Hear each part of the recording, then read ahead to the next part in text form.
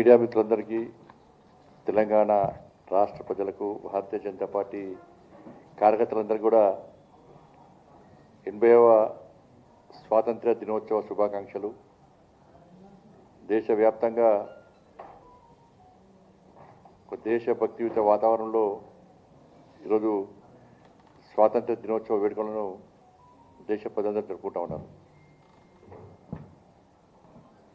వాళ్ళు అనేక మంది పోరాటాల ఫలితంగా, కోట్లాది మంది పోరాటాల ఫలితంగా, లక్షలాది మంది త్యాగాల ఫలితంగా ఏర్పడ్డ ఈ తెలంగాణ స్వాతంత్ర దినోత్సవ వేడుకలను భారతీయ జనతా పార్టీ శ్రీ నరేంద్ర మోడీ గారి పిలుపు మేరకు గత వారం రోజులుగా తిరంగా యాత్ర పేరుతో నిర్వహిస్తూ ఉన్నాం. నిన్న కూడా హైదరాబాదు నడిబొడ్డున చాలా భారీ ఎత్తున తిరంగా యాత్ర నిర్వహించడం జరిగింది. ఎందుకంటే గత చరిత్రను, వాస్తవాలను వక్రీకరించి నిజమైన చరిత్రను తెరమరుగు చేసే ప్రయత్నం చేస్తున్న సందర్భంలో ఈ తరానికి ఒక తరం మొత్తం త్యాగాలు చేసింది. కనీసం ఈ తరానికి వాళ్ళ త్యాగాలు తెలపాలనే ఉద్దేశంతో నరేంద్ర మోడీ గారు ఒక మంచి ఆలోచనతో ఈ తిరంగా యాత్రను దేశవ్యాప్తంగా నిర్వహించడం జరిగింది. హర్ఘర్ తిరంగా పేరుతోని ప్రతి ఇంటి మీద త్రివర్ణ పతాకాన్ని ఎగిరేసినటువంటి కార్యక్రమాన్ని ఇవాళ భారతీయ జనతా పార్టీ చేపట్టింది. దానికి దేశ ప్రజలందరూ కూడా స్వచ్ఛందంగా స్పందించడం, నరేంద్ర మోడీ గారికి మద్దతు తెలపడం, దేశభక్తిని చాటుకోవడం చాలా సంతోషం. ఈరోజు ఎర్రకోటలో నరేంద్ర మోడీ గారు 15th ఆగస్ట్ సందర్భంగా దేశంలో 1 కోటి మంది యువతకు ఆర్టిఫిషియల్ ఇంటెలిజెన్స్ శిక్షణ ఇస్తామని చెప్పి ఏఐ శిక్షణ ఇస్తామని ప్రకటించడం నిజంగా చాలా సంతోషం. దేశంలోని యువత అందరూ కూడా పోటీ పరీక్షల కోసం, టాలెంట్ ఎగ్జామ్ దానికోసము ఉచితంగా ఆన్లైన్ కోచింగ్ కూడా అందిస్తామని చెప్పడం నిజంగా చాలా సంతోషం. దేశంలోని యువకులందరి తరఫున దేశ ప్రధానికి హృదయపూర్వక కృతజ్ఞత తెలియజేస్తున్నాం. తెలంగాణ రాష్ట్రంలోని యువత అందరి తరఫున కూడా కృతజ్ఞత తెలియజేస్తున్నాం. ఎందుకంటే వాళ్ళ కోచింగ్ అంటే తెలుసుకోవడం, ఈ కాంపిటేటివ్ ఎగ్జామ్స్ కోసం కోచింగ్ అంటే ఢిల్లీకి వస్తారు, చాలామంది నన్ను కూడా కలుస్తూ ఉంటారు. ఉన్న ఇంట్లో ఆస్తి, ఉన్న జాగాలు అమ్ముకొని మిడవిన గోలు కుదబెట్టి అప్పులు చేసి వాళ్ళ కోచింగ్ల పేరిట పెద్ద పెద్ద మహానగరాలకు వస్తూ ఉంటారు. అక్కడ పోతేనే మేము అనుకున్నటువంటి స్థాయికి పోగలుగుతామని చెప్పి ఒక ఆలోచన ఉండడం వల్ల జరుగుతుంది. దీన్ని గుర్తించే వల్ల నరేంద్ర మోడీ ప్రభుత్వం సహకరించే పనిచేస్తున్నది. ఎందుకంటే రోజ్గార్ మేళా పేరుతోని కేవలం కోచింగ్ ఇవ్వడమే కాదు, కోచింగ్ ఏ భరోసాగా తీస్తున్నామంటే ఉద్యోగాలు కూడా గతంలో ఏ ప్రభుత్వం ఇవ్వలే. ప్రధానమంత్రి రోజ్గార్ మేళా పేరుతోని దాదాపు 12 లక్షల మందికి కేంద్ర ప్రభుత్వ ఉద్యోగాలు ఇచ్చినటువంటి ఘనత నరేంద్ర మోడీ గారు. అందుకే శిక్షణ పొందడానికి కూడా నేటి యువత అంతా పోటీ పడుతున్నారు. మేము శిక్షణ తీసుకుంటే అనుకున్న స్థాయి వచ్చు, కేంద్ర ప్రభుత్వ ఉద్యోగాలు కూడా మాకు వస్తాయని చెప్పి ఒక ఆలోచన ఉంది. కాబట్టి దానికి అనుగుణంగా మనం ఈరోజు నరేంద్ర మోడీ గారు నిర్ణయించుకోవడం చాలా సంతోషం. ఇవాళ దాంతోపాటు మొట్టమొదటిసారి ఎర్రకోట సాక్షిగా వందే మాతర పూర్తి గేయాన్ని ఇవాళ ఆలపించడం నిజంగా చాలా సంతోషమే. ఎందుకంటే వందే మాతరం అంటే ఒక మతం రంగు నిలిపి ఇది భారతీయ జనతా పార్టీకి మాత్రమే సంబంధించిన అంశంగా ఇవాళ కాంగ్రెస్ పార్టీ, ఎంఐఎం పార్టీ, ఇతర కొన్ని పార్టీలు చిత్రీకరించే ప్రయత్నం చేసినాయి. ఇలా వందే మాతరం స్ఫూర్తిగా దేశ స్వాతంత్ర ఉద్యమం జరిగిందన్న విషయాన్ని మరుగున పెట్టి పడే విధంగా చేస్తూ ఇది కేవలం ఒక పార్టీకి, ఒక మతానికి సంబంధించిన అంశంగా తయారు చేసే ప్రయత్నం చేసింది. వాళ్ళ పార్లమెంట్లో చట్టం చేశారు, వందే మాతర గీతాన్ని అవమానిస్తే, ఆలపించే తరుణంలో అడ్డుకునే ప్రయత్నం చేస్తే 3 సంవత్సరాల జైలు శిక్ష, జరిమానా కూడా విధిస్తామని చెప్పి సాక్షాత్తు పార్లమెంట్ చట్టం చేసింది. ఇవాళ అసెంబ్లీలో వందే మాత్రం గీతాన్ని ఆలపించే క్రమంలో ఇలా ఎంఐఎం పార్టీ బహిష్కరించింది, అడ్డుకునే ప్రయత్నం చేసింది. దానికి కాంగ్రెస్ పార్టీ ఒత్తాసు పలికింది. ఇక కాంగ్రెస్ పార్టీ అంటే ముస్లిం అంటే కాంగ్రెస్, కాంగ్రెస్ అంటే ముస్లిం అని చెప్పి మొత్తం వాళ్ళకే వస్తాల్సింది కాంగ్రెస్ పార్టీ. ఇప్పటికైనా ఎంఐఎం పార్టీ వందే మాతర గీతాన్ని ఆలపించడాన్ని సమర్థిస్తుందా, వ్యతిరేకిస్తుందా? వ్యతిరేకిస్తే పార్లమెంటు చేసే చట్టాన్ని వ్యతిరేకిస్తే మీరు దేశ ద్రోహులుగా మిగులుతారు. నేను మళ్ళీ చెప్తున్నా, ఈరోజు కరాఖండి చెప్తున్నా, ధైర్యంగా చెప్తున్నా, ఒక భారతీయ జనతా పార్టీ కార్యకర్తగా, ఒక భారతీయ జనతా పార్టీ నాయకునిగా ఇవాళ ఎంఐఎం పార్టీకి ఇలా హెచ్చరిస్తున్నాను నేను.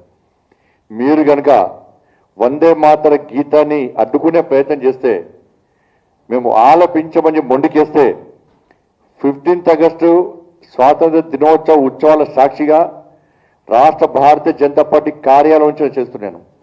గతంలో చార్మినార్ దగ్గర మేము చార్మినార్కి ఎవరు రానియం, చార్మినార్ మాది, పాత బస్తీ మాది, మా పర్మిషన్ తీసుకునే రావాలే అని చెప్పించి ఎప్పుడైతే మీరు వాగినరో, బీఆర్ఎస్ కాంగ్రెస్ పార్టీకి వార్నింగ్లు ఇచ్చినో, ఆ రోజు అన్నింటినీ అడ్డుకొని ఇవాళ మేము చార్మినార్ దగ్గర వచ్చి భాగ్యలక్ష్మి అమ్మవారి సాక్షిగా బహిరంగ సభ నిర్వహించినాం.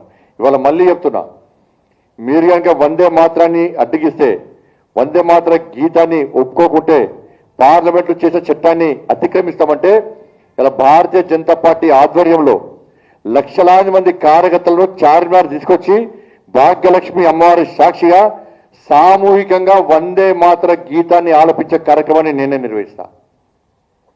మీకు దమ్ముంటే అడ్డుకోండి.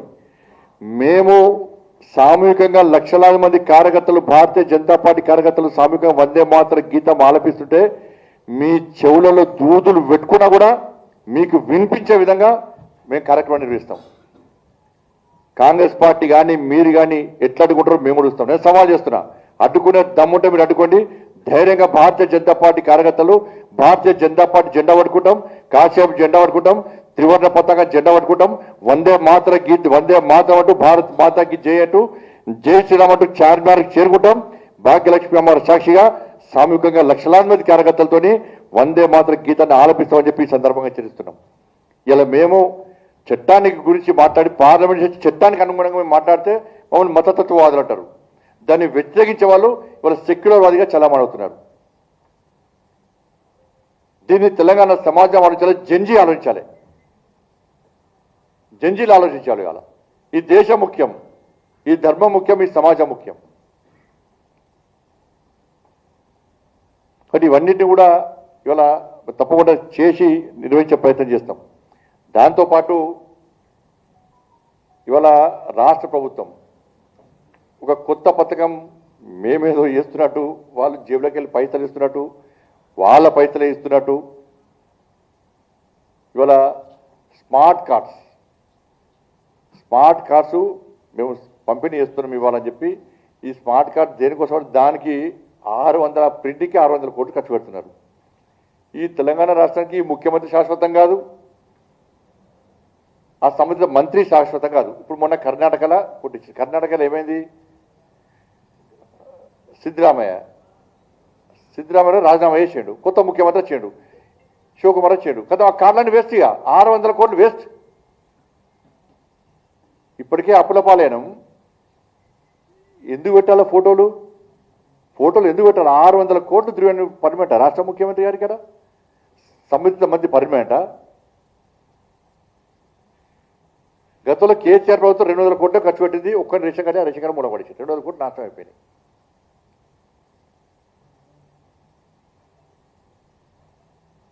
ఇవాళ మీరు కార్డు ఫోటో పెట్టుకోవడం కాదు, నరేంద్ర మోడీ గారిది ఎందుకు పెడతారు? వాళ్ళు ఎంత దుర్మార్గం అంటే, బియ్యం ఇచ్చేది నరేంద్ర మోడీ గారి ప్రభుత్వం, బియ్యం ఇచ్చేది నరేంద్ర మోడీ గారి ప్రభుత్వం. ఈ తెలంగాణ రాష్ట్రంలో 57 లక్షల కుటుంబాలకు రేషన్ కార్డులకు నరేంద్ర మోడీ ప్రభుత్వం ఇలా బియ్యం ఇస్తున్నది. అంత్యోదయ స్కీమ్ కింద 30 కిలోలు బియ్యం ఇస్తున్నాం. అంటే 57 లక్షలు అంటే 2 కోట్ల కుటుంబాలకు, 2 కోట్ల మందికి ఇవాళ నరేంద్ర మోడీ ప్రభుత్వం ఇలా బియ్యం ఇస్తున్న విషయం వాస్తవం. 55 లక్షలు అంటే ఆ రేషియో ప్రకారం దాదాపు 2 కోట్ల మందికి బియ్యం ఎవరు ఇస్తున్నారు? నరేంద్ర మోడీ గారు ఇస్తున్నారు. ఈ లెక్క ప్రకారం ఇది వెబ్సైట్ ఓపెన్ చేస్తే మొత్తం లెక్క దొరుకుతుంది.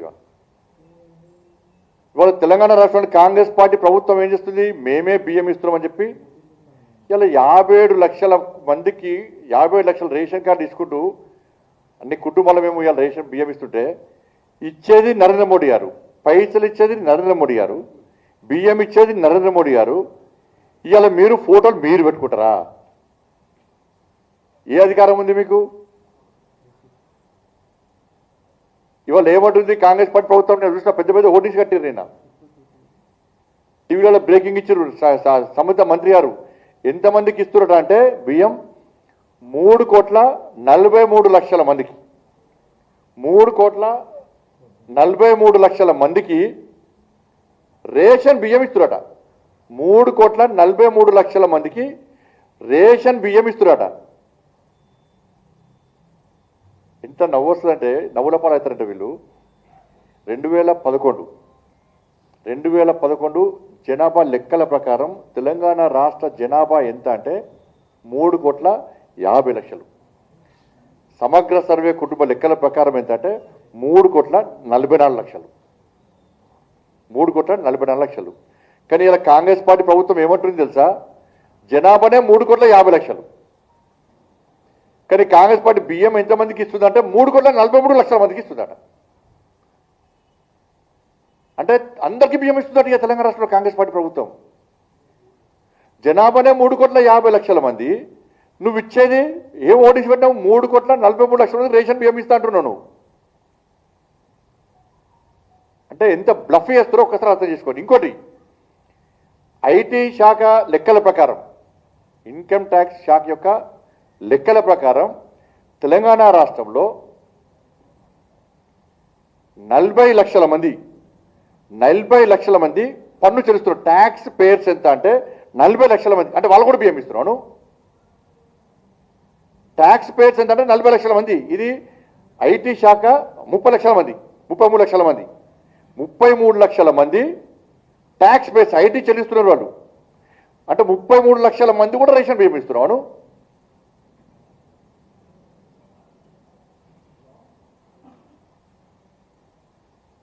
అంటే దీని ద్వారా ఏ విధంగా మోసం చేస్తున్న విషయాన్ని ఒక్కసారి ఇవాళ తెలంగాణ ప్రజలు ఆలోచించాలి. ఇవాళ కాంగ్రెస్ పార్టీ ప్రభుత్వం మళ్ళీ చేస్తున్నాం. మేము మీ ఫోటో పెట్టుకోవడంలో మాకు అభ్యంతరం లేదు, కానీ బియ్యం ఇచ్చేది మేము, పైసలు ఇచ్చేది మేము. నరేంద్ర మోడీ గారి ఫోటో పెట్టడంలో మీకున్న ఇబ్బంది ఏంది? నీకు దమ్ముంటే రాయి, కేంద్రం ఇచ్చే పైసలు మాకు అవసరం రాయి. సొమ్మొక్కడిది సోకొక్కడిది. కేసీఆర్ ప్రభుత్వం గిదే చేసింది, అన్ని డైవర్టే. ఇప్పుడు గ్రామ పంచాయతీలకు 15th ఫైనాన్స్ పైసలు గ్రామాల అభివృద్ధి కోసం మేము ఇస్తే కరెంటు బిల్లు కట్టండి, ఆడ లేబర్ వర్కర్స్ జీతాలు చెల్లించండి, పాత బకాయిలు చెల్లించాలని చెప్పి ఇవాళ పాత బకాయిలు అంటే కాంట్రాక్టులు కాదు, ఆ గ్రామ పంచాయతీకి ఉన్న బకాయిలు చెల్లించని చెప్పి వాట్సాప్లు అనధికారికంగా హెచ్చరికలు, సర్పంచ్లను బెదిరించుడు. ఇలా సర్పంచ్ పరిస్థితిని తట్ట మూరం పోయిన పరిస్థితి పాపం వాళ్ళు ఉన్న కొత్త గెలిచి. నేను లెటర్ రాస్తే నా మీద కౌంటర్ ఇవ్వాలి, మొత్తం ఆధారాలు మొత్తం బయటపెట్టి మొత్తం కేంద్ర మంత్రికి అడిట్ చేయాలి. ఇప్పుడు దీని మీద అడిట్ చేస్తే అప్పుడు తెలుస్తుంది. రాష్ట్ర ప్రభుత్వం తతంగం అంతా బయటపడుతుంది. ఇవాళ బియ్యం ఇస్తే మీ బియ్యంగా ప్రకటించుకుంటున్నారు. మేము బియ్యం ఇస్తే, మేము 15th ఫైనాన్స్ పైసలు ఇస్తే దాన్ని డైవర్ట్ చేస్తున్నారు. మీరు చెల్లించే అప్పులకు ఈ అప్పులు కడుతున్నారు, గ్రామ సర్పంచ్కి ఇబ్బంది పడుతున్నారు. ప్రధానమంత్రి ఆవాస్ యోజన మేము ఇండ్లు ఇస్తే ఇంద్రమ ఇండ్లు అంటున్నారు. మళ్ళీ ఏం చేస్తారు, కేంద్రం ఏమి ఇస్తలేదు అంటారు, మళ్ళీ తిడతారు, కేంద్రం ఏమి ఇస్తలేదు అంటారు.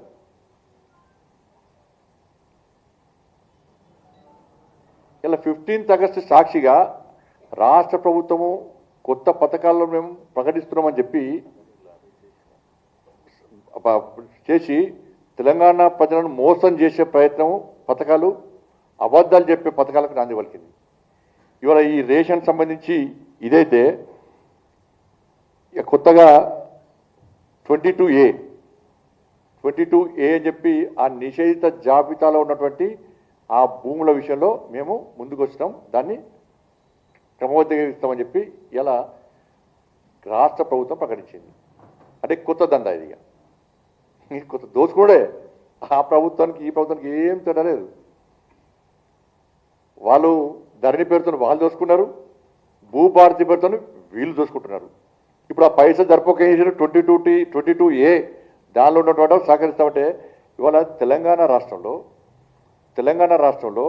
ఈ భౌగోళిక విస్తీర్ణ ప్రకారము 2,77,00,000 ఎకరాలు. జాగా ఎంత అంటే 2,77,00,000 ఎకరాలు. దానిలో 95 లక్షల ఎకరాలు నిషేధ జాబితాలో ఉన్నది. 2,77,00,000 ఎకరాలు ఉంటే 90 లక్షల ఎకరాలు, దాదాపు 1 కోటి ఎకరాలు నిషేధ జాబితాలో ఉన్నది. ఇంకా దౌర్భాగ్యం ఏంటంటే ప్రభుత్వం దగ్గర యాక్షన్ పెట్టి కొన్న భూములు, పరిశ్రమలకు అమ్మిన భూములు, కష్టపడి పైసలు ఇచ్చి కొన్న భూములు, ఇవన్నీ కూడా నిషేధ జాబితాలో ఉన్నాయి. 2,77,00,000 ఎకరాల స్థలం ఉంటే, జాగ్రత్త ఉంటే, కోటి దాదాపు 90 లక్షల ఎకరాలు నిషేధ జాబితాలో ఉంటే గత ప్రభుత్వం దగ్గరికి చెప్పులు అరద తిరిగారు ప్రజలు. వాళ్ళు చేయలే, అందుకే వాళ్ళ బొందబెట్టి మీకిస్తే ఇవాళ మీరు దుకాణం తెరిచి ఇప్పుడు ఏం చేస్తారు? మంత్రులు, ఎమ్మెల్యేలు ఇక ప్రజల మీద పడి ఇక గజానికింత, ఎకరానికింత, గుంటలకింత అని ఇప్పుడు దోసుకొని ఇప్పుడు దాన్ని మేము సహకరిస్తామని చెప్పే ప్రయత్నం చేస్తున్నారు. దీని మీద సరైన ప్రణాళిక లేదు. కాంగ్రెస్ పార్టీ ప్రభుత్వానికి ఏమైందంటే ఇప్పుడు ఏనుగులు మింగటోడు పోయి పీనుగులు మింగటోడు వచ్చాడు. కాంగ్రెస్ పార్టీకి ప్రజా సమస్యలు కనబడతలేదు, వాళ్ళకు వచ్చే కమిషన్ల మీద మాత్రం దృష్టి. వాళ్ళకు 15th ఆగస్టు సందర్భంగా ఇవాళ తెలంగాణ రాష్ట్ర సమాజాన్ని కాంగ్రెస్ పార్టీ ఏ విధంగా మోసం చేసిందో, సాక్షాత్తు స్వాతంత్ర దినోత్సవ వేడుకల సందర్భంగా ఒక పవిత్రమైన రోజును వాళ్ళ తెలంగాణ రాష్ట్రాన్ని అపవిత్రం చేసినటువంటి మూర్ఖత్వ ప్రభుత్వం కాంగ్రెస్ పార్టీ ప్రభుత్వం ఏ విధంగా మోసం చేశారో ఒకసారి తెలంగాణ సమాజం ఆలోచించాల్సిన అవసరం ఉంది. నేను ఫీజు రిమెంట్ కూడా అదే చేశారు. ఇది ప్రతి ఏటా 2,400 కోట్ల అట. ఇంతకుముందు చెల్లించాల్సిన 12,000 కోట్ల రూపాయలు ఎందుకు చెల్లించవు? ఎన్నికలప్పుడు నువ్వే హామీ ఇచ్చినావు కదా. ఇలా ఆ ప్రభుత్వానికి ఈ ప్రభుత్వం తేడా ఏం లేదు. వాళ్ళు ఆసరా పెన్షన్ చేయలే, వీళ్ళు ఆసరా పెన్షన్ ఇస్తలేరు. ఆరోగ్య పైసలు వాళ్ళు ఇవ్వలే, వీళ్ళు ఇస్తలేరు. ఫీజు రిమెంట్ వాళ్ళు ఇవ్వలే, వీళ్ళు ఇస్తలేరు. నిరుద్యోగతి వాళ్ళు ఇవ్వలే, వీళ్ళు ఇస్తలేరు. ఇండ్లు, ఆవాస యోజన ఇండ్లు వాళ్ళొక్క ఇండ్లు ఇవ్వలే, వీళ్ళొక్క ఇండ్లు ఇస్తలేరు. వాళ్ళు అవినీతి పాల్పడ్డారు, వీళ్ళకి పాల్పడుతూనే ఉన్నారు. అప్పుడు ఒక కుటుంబం దోసుకున్నది, ఇప్పుడు మంత్రులు, ఎమ్మెల్యేలు అందరు దోసుకుంటున్నారు. దోసుకోవడం కాకుండా ఢిల్లీకి దోషి పెడతారు. ఇంకా ఏం చేయాలని చెప్పండి. ఇప్పుడు ఇన్ని సంవత్సరాలు ఈ దేశాన్ని, రాష్ట్రాన్ని పాలించిన కాంగ్రెస్ పార్టీకి ఒక అనుభవం ఉంది. ఉన్నప్పుడు ఏ లెక్కల ప్రకారం మీరు ఎన్నికల సందర్భంలో ఫీజు బకాయిలు చెల్లిస్తాం, మేము అప్పులు తీరుస్తాం, అప్పుడేమో 8 లక్షల కోట్లు అప్పు వేసి వేరు, వాళ్ళు చేతికి చిప్ప ఇచ్చి వాళ్ళు వేరు. 10 సంవత్సరాల ఈ ప్రభుత్వం 2.5 సంవత్సరాలు 3 లక్షల కోట్లు అప్పు వేసింది. అప్పులు తీరుస్తామన్నారు, ఫీజు రియంబర్స్మెంట్ చెల్లిస్తామన్నారు. మీకు అనుభవం ఉంది కదా, ఇన్ని సంవత్సరాలు రాష్ట్రాన్ని, దేశాన్ని పాలించింది కదా. వేసినప్పుడు ఏ అనుభవం ప్రకారము, ఏ ఆలోచన ప్రకారము మీరు పాత ఫీజు రియంబర్స్మెంట్ చెల్లిస్తామని చెప్పి అన్నారు. ఎన్నికల ముందు చెప్పి విద్యార్థుల ఓట్లు వేయించుకున్నారు, యువత ఓట్లు వేయించుకున్నారు, వాళ్ళ కుటుంబ సభ్యుల ఓట్లు వేయించుకున్నారు. మేనేజ్మెంట్లు అన్నీ కూడా బీఆర్ఎస్ పార్టీని బొందబెట్టి ఈ కాంగ్రెస్ మూర్ఖత్వం, కాంగ్రెస్ పార్టీ అభయాస్తాన్ని నమ్మి, భస్మాసురాస్తాన్ని నమ్మి, ఆ అభయాస్తమే భస్మాసురాస్తంగా మారింది. నమ్మి పైసలు ఖర్చు పెట్టి మీకు గెలిపిస్తే ఇవాళ మీరు ఇచ్చేది ఏంది? 2,400 కోట్లు సంవత్సరానికి ఇస్తారు. మరి పాత బకాయిలు ఎవరు ఇవ్వాలి? హైకోర్టు మొట్టికాయలు వేసినా కూడా మీకు సిగ్గు రాకుంటే మిమ్మల్ని బాగుపరిచేది ఎవరు? మీరు మారేది ఎప్పుడు? పాత బకాయిలు మేము చెల్లిస్తామని చెప్పి ఎన్నికల ముందు కాంగ్రెస్ పార్టీ మాట ఇచ్చిందా లేదా? ఇవన్నీ డైవర్ట్ చేయడానికి 6 గ్యారెంటీలు 420 హామీల గురించి ప్రజల్లో చర్చ జరగకుండా ఉండడానికి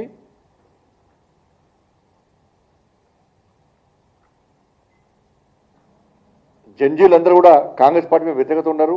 ఈ 6 గ్యారెంటీ విషయంలో మాకు ఉద్యోగాలు వస్తలేవు, నిరుద్యోగ వృద్ధి ఇస్తలేరు. మాకు ఇదే నరేంద్ర మోడీ గారు 12 లక్షల రోజుగారు మేళా పేరుతో 12 లక్షల మందికి కేంద్ర ప్రభుత్వం ఉద్యోగాలు ఇచ్చారు, డైరెక్ట్ రిక్రూట్మెంట్ ఆర్డర్ ఇస్తున్నారని చెప్పి ఇలా జంజీలందరూ ఆలోచిస్తున్నారు. కాబట్టి ఇప్పుడు ఏం చేస్తారంటే 21